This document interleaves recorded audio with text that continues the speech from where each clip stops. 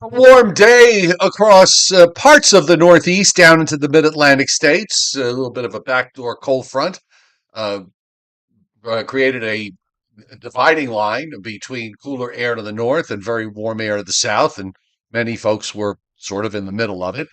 We've got another potential severe weather outbreak tomorrow for the plains, northeastward up into parts of the upper Mississippi Valley. That seems to be where the target is this spring.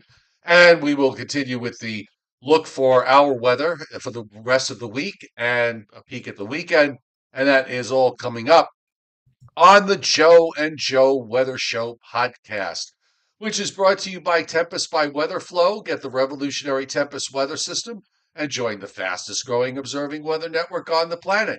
The link is on the descriptor to this podcast. If you purchase the weather station, which by the way, you can run straight off your mobile device, the weather station or any of the other weather gadgets and gizmos they have, plus smart weather fashion, use the coupon code SPRING 2024. Because if you do, you will get. You will still get, even though the password has changed over recent days, you still will get, if you use the correct password, 10% off. So I'm sorry to say we were going to have with us tonight Adam Lucio, who's a storm chaser, and I don't know if you've been on social media today, but if you've seen pictures of the Nebraska tornadoes from last week, uh, a lot of those and the videos, a lot of those were Adam's, and we were going to have him on the show, but he contacted me an hour ago to let me know that he was getting back on the road to drive 11 hours to Iowa for tomorrow's severe weather event that is You happening. gotta, you So, gotta, you gotta hand it to these guys. I mean, like they really are putting themselves in harm's way when they do this. I understand, getting these fantastic videos or images to show off on social media, or whatever. But man, I mean, like I mentioned yesterday, Joe, I posted a video from Nebraska on Friday, and one of the people who saw the video made the comment that these people who shoot these videos have balls of steel yeah. because I mean, like Well, that might have been Adam's video that you put up. one of the videos was it looks like a at least an EF3 or an EF4 tornado passing literally in front of the photographer. I mean, here he is, I don't know, probably less than a mile away from this damn thing, coming by, and like, of course, he's making the comment, like, oh, look at that, look at that. But I could do the same thing during a total eclipse of the sun. In fact, I did that 3 weeks ago. But you're putting yourself in harm's way. You're putting your life on the line. Now, you said before we went on the air tonight that this gentleman is apologized for, canceling at the last minute. He's going to Iowa tonight to be there tomorrow for another round of severe. He said, but when he gets back, he'll be happy to come on with us. And my comment was, if he gets back. Oh, I understand. But we don't need to Well, think that. sometimes these people, they No, said, there have been deaths, yeah, and some of them have been storm related, and some of them have been not storm related, in the sense that there might have been a storm going on in the distance. There was one particular case of a horrible car accident that occurred uh, right. as they were driving. I think that was last year.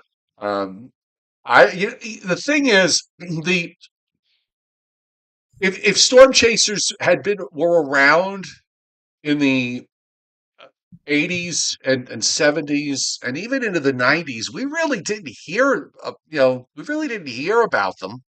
It's only maybe in the last 15 or 20 years, perhaps, uh, with the advent of technology, and particularly with the advent of mobile technology, allowing them to basically take, a radar with them to wherever they're going and be able to broadcast live from their mobile devices or whatever they're using.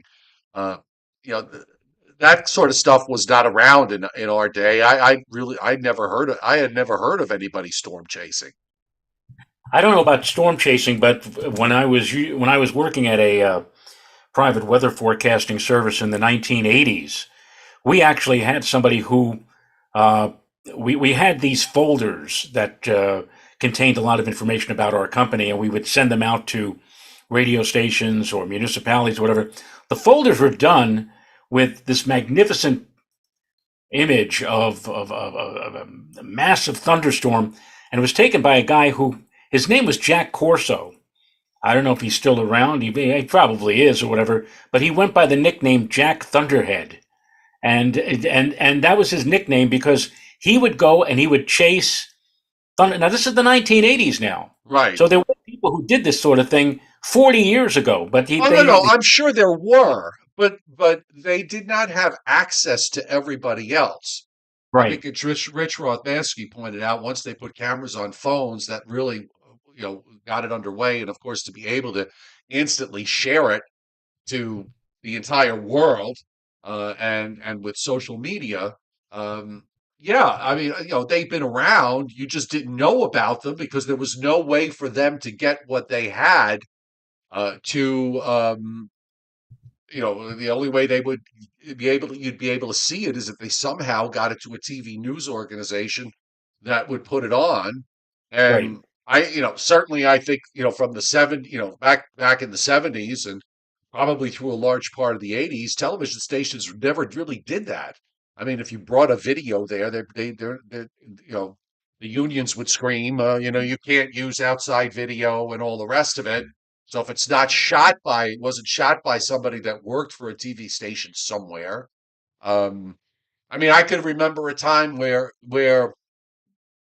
you'd get a news feed from the network, and you would have to pull if you weren't in New York, for example, or LA, but they would be, and the networks would do a news feed of the network stuff that they had, video and of stories, and the local stations would take that and use that video. And the only other way you got it was they put it on a plane, on a commercial aircraft, and you'd get it the next day. right. It was not the advent of social media and also with phones, cameras on phones, really just brought all these people up to the fore, Even up the front, super, front and center. even the legendary super outbreak of tornadoes that occurred in the Midwest, like Xenia, Ohio, back in April of 1974. I mean, you heard about it. You certainly saw the damage that occurred in the aftermath, but you didn't see even back in those days, you didn't see any footage. It was very No, rare if you you saw had footage. you had still shots of damage afterwards that were in newspapers. If it happened that the newspaper you were buying was carrying that story, Right. you know. And in fact, there's some people today, some is a meteorologist today who claim, and they use this as the reason why global warming really doesn't exist. People who say, "Oh, well, global warming or climate change," because we were seeing all of this enormous number of these outbreaks of thunderstorms and tornadoes, and the comment again from the people who don't believe in global warming or climate change say, "Well, that's only because back in the day you didn't see any of this. Now every time there's a tornado, somebody pulls out his phone, photographs it, or does it, It's magnified. and it's It's magnified." That's magnified. I mean, there is the argument of magnification. I think is relevant. I don't know that it changes the if it changes the dialogue much. Um, but yeah, I mean, the stuff is amplified very, very easily, and if you can amplify it, then you can use it to your advantage one way or the other. Okay, right. just to sort of cover both sides of it. Brandon Doherty, thank you for hitting the tip jar on this Monday night. I think I'm well. Joe's well. We both found out that tonight. I mentioned to Joe that I'm going to the dentist tomorrow morning, and he's going to the dentist tomorrow morning, just for I'm routine going checkups. actually. We're not really joined at the hip. He's going in the morning. I'm going at 1 o'clock in the afternoon. No, I have the first appointment of the day. I'm there at 8 o'clock. My appointment's at 8 a.m. In fact, Wow. they know I like first appointments, so they called me and said that I was originally going to be the third appointment, which is at 9 a.m. But they called me last week to tell me that their 8 a.m. canceled, and would I like to come in earlier? And I was absolutely just Just get it over with, right? no. I just what it is, Joe. When you're the first appointment of the day, you're the first appointment of the day. There's nobody ahead of you. You're going to be first when you walk in, and they're very timely. So that's good. If my appointment's at 8 o'clock, they're going to take me before 8 o'clock. But that I do that. I've been doing that for years. Uh, I used to do that with a doctor that I had years ago, um, where I would book the first appointment of the day. The problem was the doctor, um, for no reason other than the fact that he didn't like coming in, would stroll in with a nice coffee at like 11 o'clock, and your appointment was at 9, and and you'd be sitting there for 2 hours. And you know what I did? He walked in, I walked out, and I never went back. It's like, they give you the my time is important line. Okay.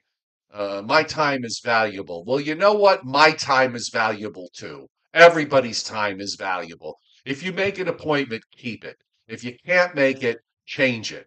But don't, keep it, say the appointment is for 9 o'clock, a certain time, and then you just sashay in. And then a lot of these places now, a lot of these doctors' offices, if you book an appointment, um, and if you don't show up for it, they charge you now for it. Now, I can sort of understand it if you don't call up and cancel ahead of time, but you got a 1 o'clock appointment. They want you to show up like 30 minutes before so that you can do all the paperwork. Well, and if you don't show up 30 minutes before, they tell you they may bill you for a late fee. It's like, get the hell out. Are you crazy? If you're But gonna, I have a dentist. We both have my Renata and I. We both go to this dentist in Yorktown Heights, and just to give you an idea of how great this guy is to us, some years ago on Christmas, the day before Christmas Eve, the evening before Christmas Eve, Renata has on one of her teeth a veneer. This is kind of like uh, how would you describe that? A coating or something that's right. and and and the veneer and what it is that It's like you put shellac. yeah, something like that, but it fell off, and now it was it's obviously there's you say, well, my goodness, what are we going to do now, whatever like that. So she calls up again. This is the night before Christmas Eve. It was a Saturday night. Christmas Eve that year was on a Sunday. And she calls up, she leaves a message. Within 5 minutes, the dentist calls her back, which astounded me because I figured, like, I said, you're not going to hear from the guy until after the holidays. That's no way. He calls up, she tells her the problem. He said, look, he says, I'm going to be in the vicinity of my office tomorrow picking up. He had a big family get together for Christmas Eve, and the store that he was purchasing all the food was like nearby. He says, I'm going to be there at like 8:30 tomorrow morning. 8:30 on a Sunday morning. He says, if you can be at the office at 8 a.m. tomorrow, he said, I will open the office up and we'll take care of you. 8 o'clock in the Nice. morning, we were there. He came, opened the office. I waited in the waiting room with her or whatever like that. He took care of her. 15 minutes later, boom, it's finished. The veneer's back in. No charge, nothing. Have a very happy holiday, Merry Christmas, and off he went to get his food, and off we went back to get ready for our own celebration. And that to me, I said to myself, my God, I said we can't lose this guy. Whatever happens down the road or whatever, it changed medical plans or whatever like that. But this, I mean, that was amazing to me. That you don't see that very often. Here you are complaining about the guy who made you wait 2 hours and then you just like walked out. But I mean, like how many doctors or dentists would do, DDSs would do something like that on Christmas Eve morning to open up the office to take care of one of his patients that had really an emergency. So Yeah, not many. no. Uh, yeah. Well, we're just both going for cleanings tomorrow, so that's that. All right, Anyway, let's. see, it's 10 minutes. It's 10 minutes to 8, and we've yet to really get into local weather. So why don't we? You talk about shellac. How about me getting a shellac today? Because I went into this dissertation yesterday about how I thought that locally here in the lower Hudson Valley, we were going to have a backdoor front come down and cool things down here I said, well, the front may get as far south as 125th Street in New York, and Central Park will probably soar into the 80s. Everybody, south of New York City will be in the 80s. But I said in the lower Hudson Valley, it's going to be much cooler. And what happened? The front Took apparently forever to get there. at 2 o'clock this afternoon, White Plains was 79, Poughkeepsie was 79, Albany 57. Right. Well, it was very shallow. I happened to look around 1 or 2 o'clock, and even in those places where you were in the upper 70s, you did have the east wind, so the temperatures at least stopped going up. But New York City at the time was at 2 o'clock. I think was 85. It Right. was one of the warmer spots out there. But and then a thunderstorm, one lone thunderstorm developed close to the boundary, which cut across southern parts of the Hudson Valley to just north of New York City. They actually had a severe thunderstorm warning that they put up for, I believe, for southern Westchester and the Bronx. I'm not 100% sure of that, but it didn't last very long. But I do have, by the way, Adam Lucio, Lucio, Storm Chaser Adam Lucio. That's what he goes by on Facebook. So he did post this on Facebook. This is the raw footage of the Nebraska uh, tornado, and I just kind of ran it up. Yep. Okay, there's the back edge of it. I'm thinking you can hear the gnat sound. My car Not just. hearing anything. The video's okay,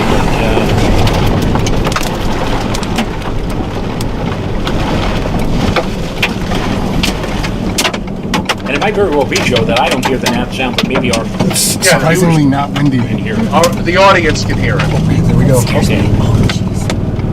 There's the back edge of it.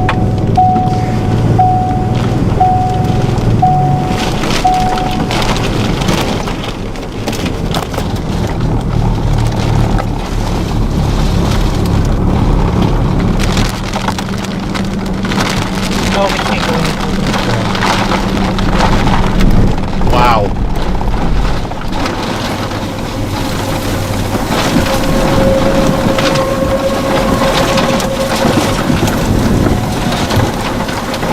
Oh, lovely. It's Got really an muddy out there. advertisement for all the Mohegan Lake on that.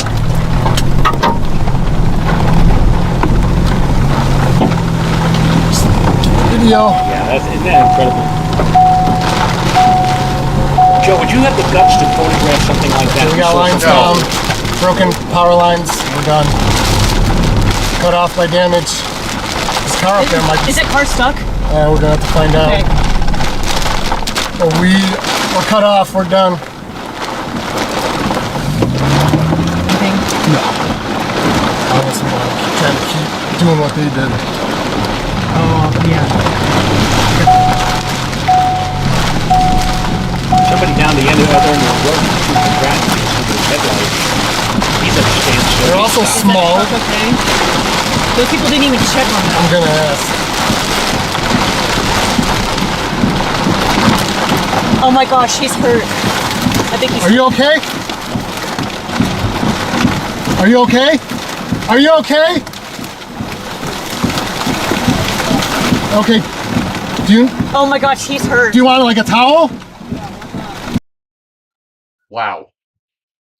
I don't know about you, Joe. I don't know about you. I'm sitting here. This is the first time I've looked at it. By the way, I mean, I had a pit in my stomach. Yeah. That was, yeah. And the thing is, you don't conceive of what it means when power lines are down until you actually see higher power lines down. As you saw there, the pole was like bent sideways. And I mean, I've seen power lines down in storms before. That's not, but that not with a tornado forming right near you. And then what do? I mean, you're stuck there. Right. Oh, well, uh, question. Said, well, you wanted to photograph it. You're. What do you do now? Well, Well, now, Adam, this is again Storm Chaser Adam Lucio.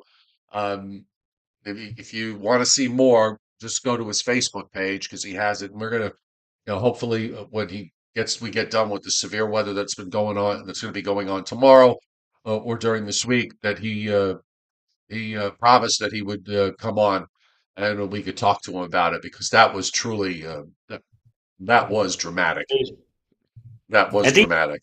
and people like that, they don't get any kind of remuneration, right? I mean, like they're not. Most This don't. this is Most do money. not. Yeah. Some of them have sponsors. Some of them make money. They're able to sell their video, that sell their videos to various news organizations and so on. Um, uh, yeah, a lot of it's their own dime. Wow. Yeah. All right. Uh, Nice to see a warnings and watch map that we do not have very many, and we don't have any severe weather watches or warnings that are up. So that's a plus. Most of the activity was actually earlier today in parts of the Gulf states, and a lot of that's moved into the Gulf of Mexico. But other than a few spots here and there where we've got some issues, I just want to see what is this? This is an odd color in the northern part of Lake Michigan. What is that? Oh, it's a dense fog advisory. I guess I should book the eye doctor too, because I couldn't make out the color. It looked kind of a green to me, but it actually was gray. So at least weather conditions across the U.S. are quiet, and you can see what's happened here with the cold front from yesterday. And then of course the day before was a little bit further to the west. It's taken 2 days for it to move, not that many miles. But now that the storm center and you see the rotation over in the western part, west of Lake Superior and heading up into Canada, the storm system is moving up into Canada and weakening. The upper features moving into Canada and weakening. So as the front moves eastward, it too is weakening. So you don't really see a lot of lightning strikes. There are some going on in parts of northwestern Arkansas. You can see a little band there of scattered thunderstorms, and also into parts of southern Illinois and into Kentucky. And then earlier today, we had a complex in Louisiana that has now moved southeastward into the Gulf of Mexico. So this is the front that's going to be heading into the east tomorrow. And I threw in that there could be a shower or thunderstorm with that front when it goes by late tomorrow or tomorrow night. I just don't know that there's going to be all that much. Uh, if you remember, I was talking about you think there might be some convection with this from last week, and there still might be, although it doesn't look like. But again, Joe, when we were talking about today for the possibility of a thunderstorm, he said, well, if you get anything, it'll be like a thunder shower. There won't be anything severe or anything. And yet, as you point out, National Weather Service office in New York did issue a severe thunderstorm warning. It was a very localized event, but there was enough potency for them to, go for the possibility of some severe activity. So who's to say? Maybe tomorrow too, we might see something like that. We'll see. It will be one thing about tomorrow. It's going to be much cooler than today. I mean, certainly those of you who enjoy temperatures in the 70s and even maybe the 80s, you're not going to see that tomorrow. I think it's going to be mostly mid and low 60s tomorrow, and the winds, which today were basically light out of a northerly direction, even during the afternoon hours. Tomorrow it'll be more like an east or east southeasterly wind component, 5 maybe 10 miles an hour. So a cooler day coming up for tomorrow on tap for much of the region. Yeah, there's not a lot of cloud cover. And even though this backdoor front kind of made it down to about New York City, there really isn't much in the way of cloud cover. I think tomorrow may actually wind up being a little higher with the high temperatures, if you want my never to be humble opinion. As if clouds don't come in and it's say no worse than partly sunny, I mean, I think it probably will go up into the 70s. And then if you're in South Jersey and point southward, those areas will probably go into the 80s again. We had a nice day here in North Georgia, although we did have some clouds coming in during the afternoon, and temperatures, at least here in the mountains, got up to the mid 70s, which was nice. I got another day of gardening work, and I was eaten alive by various insects. Oh, by the way, and I should have taken a picture of it as I was cleaning up one of my flower beds for the. I saw I saw a cicada coming out of the ground, and it Really? just yeah, it was pretty cool. Now, And it, are you in the zone, so to speak? I mean, they talked about two zones overlapping this spring, but well, this I'm in one zone. A couple of years ago, we had them here from whatever cycle or I don't know which brood it was, and it was for about a little over a week. It was very loud. It was like, depending on where you were in town. Well, they were mostly where the parks were. So you'd go there, and I mean, it sounded like there was a factory. There was so much noise. Yeah, it was, I didn't expect it. I'm just sort of looking down. I was like, oh, look at what's crawling out of the ground. And, and it was wet. So he was waiting for its wings to dry and all the rest of it. Um, so anyway, they're getting ready, the cicadas. We've got some clouds and moisture up in the northwestern part of the country, with actually a little bit of snow up in the mountains there, which we'll show you as far as the forecast is concerned. And this is what the radar looks like. That thunderstorm that went over near New York City and extreme southeast New York is long gone now. Radars are quiet up and down the eastern seaboard, but you can see that there are downpours and even some thunderstorms from the Alabama coast northward. Uh, there are stronger echoes in western Tennessee and into western Kentucky and Indiana, but we don't have any warnings up. So these are just uh, downpours with probably some thunderstorms embedded in that are not severe. And then that continues northeastward up through southeastern Michigan. And then on the Canada side of Lake Huron. And then up in the northwest, you've got all this patchy stuff from Washington and Oregon up into Idaho and Montana and Wyoming, and into northern portions of Utah and even over parts of Colorado. So that's more energy that continues to come into the west. SPC, what did I do with it? All right, looks like I closed it off, so we'll open it up. And SPC tonight, small areas of marginal risk along the Mississippi and Alabama Gulf Coast. Judging by the radar, it's more like Alabama than extreme southeastern Louisiana. A small portion of southeastern Michigan in a marginal risk, and a small portion of South Texas in a marginal risk. Now, here's the situation for tomorrow.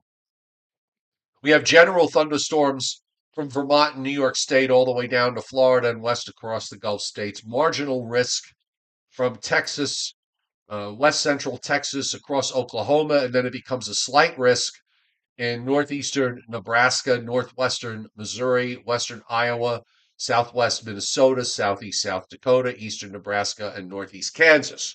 And that's going to come with a 2 to 5% tornado risk. We don't have any EF2 to EF5 hatched areas, at least not yet.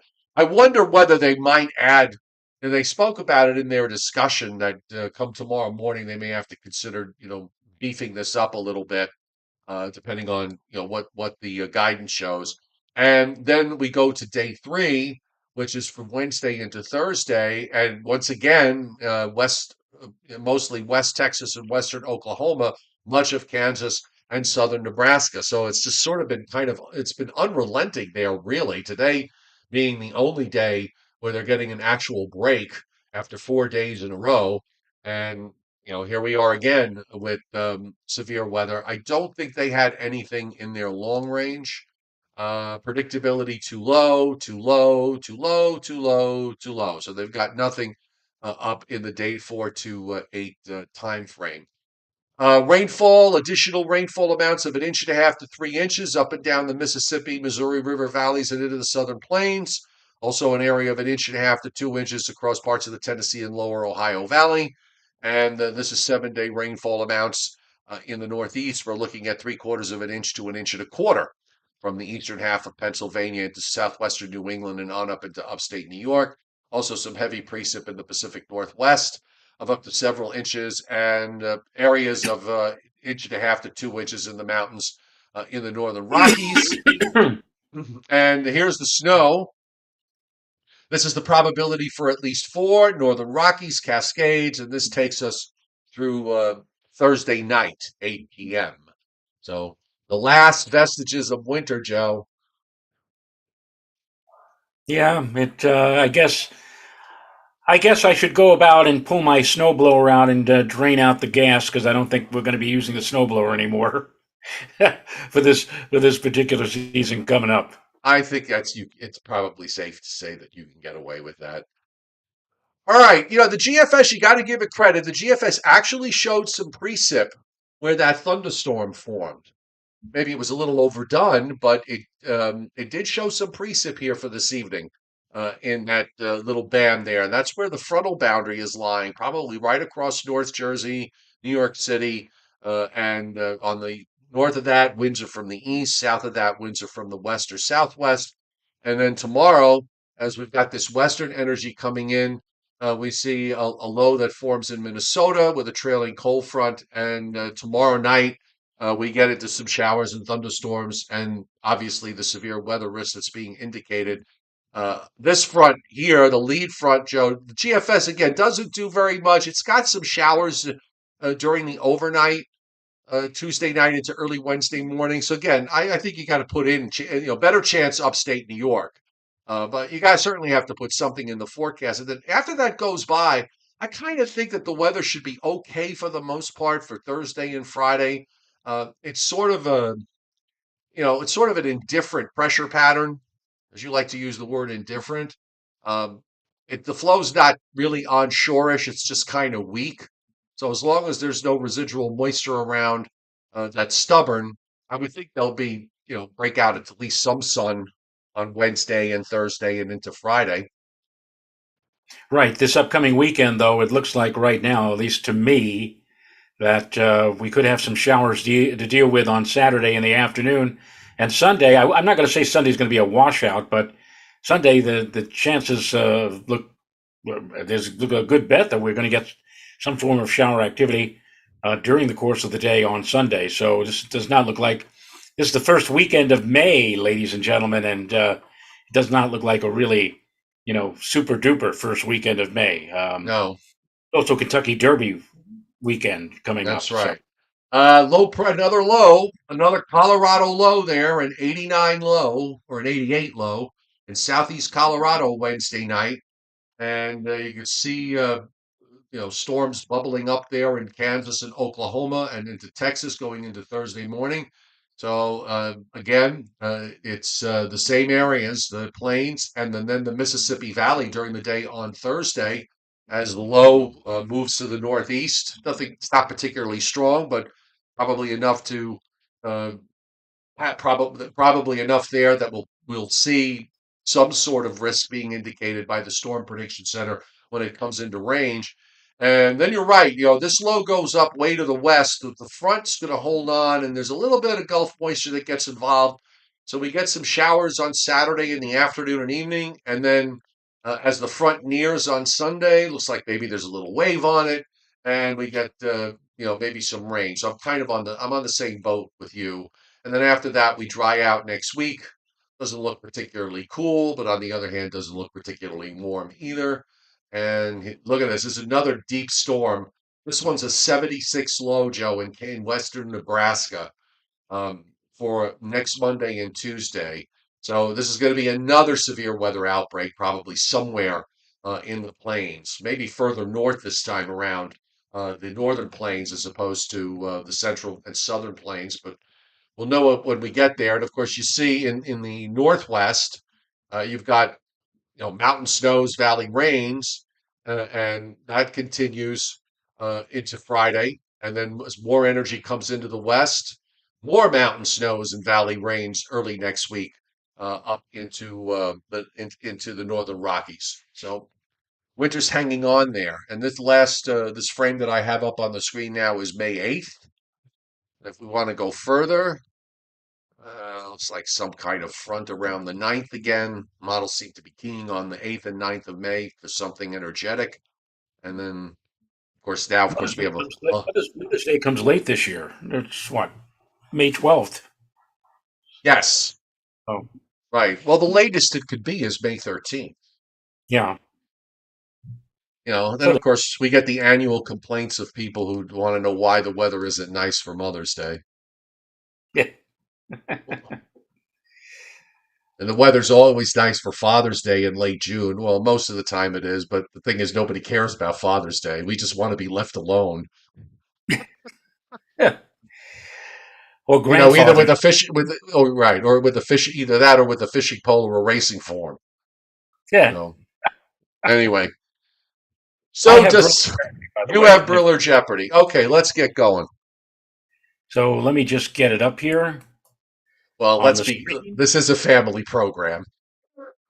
What, Briller Jeopardy? No, never Oh, mind. yeah, I didn't. Yeah, It went over your head. whatever. Yeah, well, it was a long day today. Ah! So we have on this Briller Jeopardy average annual precipitation by state, Right. rounded off to the nearest inch, and the first of this, and this would be a northeast state. This would be Massachusetts. So the average annual precipitation for Massachusetts, Joe. I'll say And Prime Minister Reuben Fairchild says, I'm going to be picking the same number for each. all Well, right. it's city. It's I'll say 43. not a bad guess, but a little bit too low. All right. Well, my initial one was in my head that was dancing around was 46. That would have been But closer, but still right, was a little. Frank Scalera 47, Carol DeCara 48. And Carol DeCara, you hit it. 48 inches annual for Massachusetts, Okay. which I guess takes into account what? The Berkshires in the west, Cape Cod, and the Yes. islands in the southeast or whatever. So, whatever. How about Michigan? Michigan. Well, Indiana was in the 40s. It's a little colder up in Michigan. I'll say 40. A little bit too much, though, A little. Joe. So I knew it was less. Vincent Croce says 38. Rich Patrick Roth Darcy came awful close with at 34. 34. Yes. So that means it's less than 34. Well, Maggie P says 35. a little bit too much, Maggie. All right, so 34 is awfully close, which has got to mean it's 33. And 33 is the correct answer, ladies and gentlemen. Yeah, unlike you, I am not ringing bells tonight. So like last night, you had 3 out of the 5, and then one of them was, you just barely missed by one. Right. Well, we still have 3 left here. How Okay. How about Minnesota? Yeah, this is where it starts to get a little dicey with me. I'll say 29. Ooh, just a little bit off on that, Joe. Justin B says 32. Um, Everybody's in the upper 30s here. James Davidson said 30. I'm guessing, it's A lot of probably these, less. a lot of these are way too high. Yeah, nobody's throwing numbers in the 20s. So you got to throw numbers in the 20s. Rich Rothmansky said 29. How about 27? How about 27? Well, how about it? Yes. Is it 27? Yes, 27. 27, Frank Scalera, 27. And now, and I learned how to spell this from a cartoon. Remember back in the day, Joe, back in the early and mid 60s, the Harvey with the bouncing ball, and you'd be able Yes, to follow the bouncing ball and sing the song. And I right. remember this. I learned this, and I've always never had a problem with this particular state. Mississippi. SIPPI. Yes. Mississippi. Well, Annual precipitation. Louisiana was 60. I'm going to say Mississippi is probably up there also. I'll say 58. Ouch. Joe, it's 60 for Louisiana, and you just said 58. And where would Right. Mississippi be in the midst of all of this? Like Carol DeCara said 59. And there you go, Carol DeCara. Here's 59. second one that she hit, tonight. That used to be so hard to spell. It used to make me cry. But since I've studied spelling, it's just like pumpkin pie. MISSIS. SIPPI. Yeah, all right. Last one tonight, number 5, Missouri. Or I guess if you're a native, Missouri. Illinois was 39, 41 for Indiana, 39. I'll say 37. Well, not quite enough. And Northern Grace also agrees with you with 37, but it's a little on the low side for Missouri. Justin B said 42. But Tyler Fenga gets it with 42. Oh, so did J. Justin B, 42. Okay, well you did better than me. There you go. Was that the last one tonight? That was the last one with no bonus tonight. All right. Okay, so Joe and I will be going to the dentist tomorrow, and then we'll be back tomorrow night at our usual time. By the way, usually say this at the beginning, but if you're still watching, welcome to the Joe and Joe Weather Show podcast. We're on Sunday through Thursdays at 7:35 p.m. and the occasional Friday and Saturday if there's a big storm around. Subscribe to my YouTube channel, turn your notifications on so you don't miss us, and I hope if you like the show, you hit the like button because we also like to be liked. And the Joe and Joe Weather Show brought to you by Tempest by WeatherFlow. Get the revolutionary Tempest weather system. Join the fastest growing observing weather network on the planet. Tempest is an affiliate of the Joe and Joe Weather Show podcast. Use the coupon code for anything you buy on their website. Spring 2024. If you do, you will get with that product code 10% off. All right. And we only had one super chat hit tonight. And that super chat hit was from our dear friend, Mr. Brendan Doherty. Thank you very much, Brendan. Thanks for banging the tip jar. Everybody have a great night. We'll see you tomorrow at 7:35. Bye-bye, folks.